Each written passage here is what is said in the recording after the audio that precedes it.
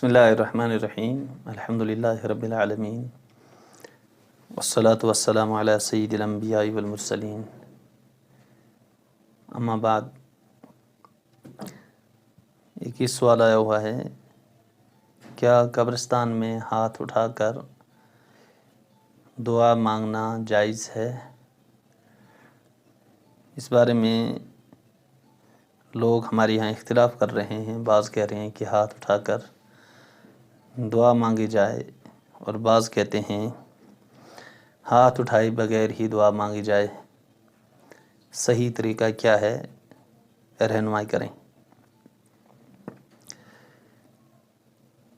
دیکھیے، قبرستان میں ہاتھ اٹھا کر دعا مانگنا بلا شبہ جائز ہے، وہ درست ہے، اور قبرستان میں ہاتھ اٹھا کر کے دعا مانگنا خود رسول اللہ صلی اللہ علیہ وسلم سے ثابت ہے۔ آپ صلی اللہ علیہ وسلم ایک صحابی ہیں، حضرت عبداللہ ذوالجبادین، ان کی تدفین سے فارغ ہونے کے بعد آپ صلی اللہ علیہ وسلم نے ہاتھ اٹھا کر کے دعا مانگی تھی۔ اس لیے قبرستان میں ہاتھ اٹھا کر دعا مانگنے میں کوئی حرج نہیں ہے۔ ہاں، البتہ ایسی صورت میں رخ قبلے کی طرف ہونا چاہیے اور پشت میت کی طرف، تاکہ دیکھنے والوں کو یا کمزور ایمان والوں کو یہ شبہ نہ ہو کہ یہ دعا کرنے والے میت سے مانگ رہے ہیں۔ ہاں، جہاں ایسی صورت نہ ہو تو وہاں بلا شبہ ہاتھ اٹھا کر کے دعا مانگ سکتے ہیں۔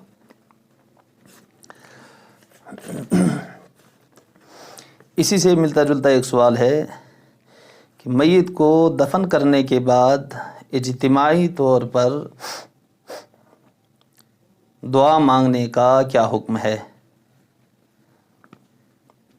دیکھیے، قبرستان میں میت کی تدفین سے فارغ ہو کر قبر پر تھوڑی دیر رک کر اور قبلہ رخ ہو کر ہاتھ اٹھا کر کے میت کے لیے دعائے مغفرت کرنا، یہ ثابت ہی نہیں بلکہ مستحب ہے، اور رسول اللہ صلی اللہ علیہ وسلم سے یہ چیز صراحتاً ثابت ہے۔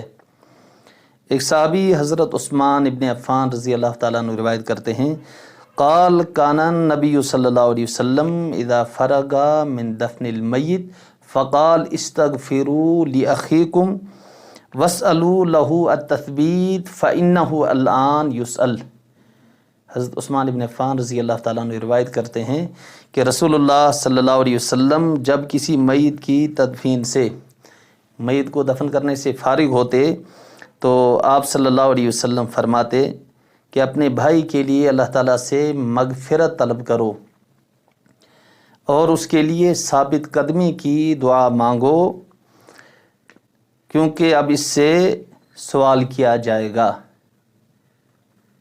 بلکہ حضرت عمرو بن عاص رضی اللہ تعالیٰ عنہ نے تو اپنے صاحبزادے حضرت عبداللہ رضی اللہ تعالیٰ عنہ کو وصیت فرمائی تھی کہ جب میرا انتقال ہو جائے، میرے انتقال کے بعد قبر پر تھوڑی دیر تک رکنا، جب مجھے دفن کر چکو تو آہستہ آہستہ سے مٹی ڈالنا، پھر میری قبر کے پاس اتنی دیر کھڑے رہنا جتنی دیر اونٹ کو ذبح کرنے کے بعد اس کا گوشت تقسیم کرنے میں لگتی ہے، اتنی دیر تک وہاں پر انتظار کرنا اور میرے لیے ثابت قدمی کی دعا مانگنا، تاکہ مجھے ایک انس اور لگاؤ سا ہو جائے، اس سلسلے میں میرے سوال و جواب میں آسانی ہوگی۔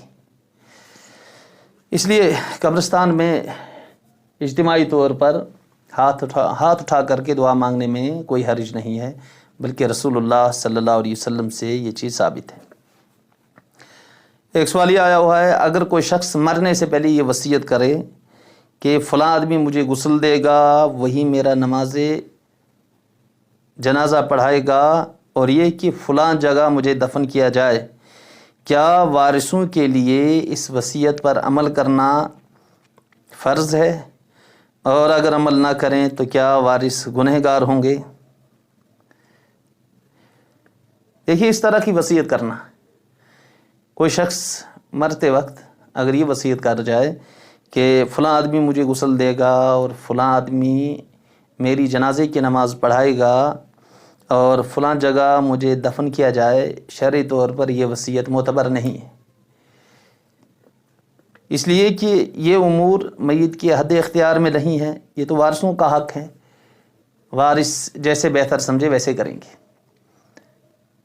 کوئی آدمی مرتے وقت اگر یہ وصیت کر جائے کہ مجھے جنت البقیع میں دفن کرنا، یہ تو ناممکن سی بات ہے۔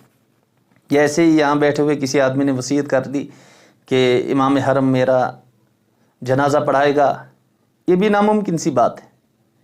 اس لیے ایسی وصیت پر وارثوں کے لیے عمل کرنا ضروری نہیں ہے، اور نہ ہی یہ وصیت شرعی طور پر معتبر ہے۔ اللہ تعالیٰ عمل کی توفیق نصیب فرمائے۔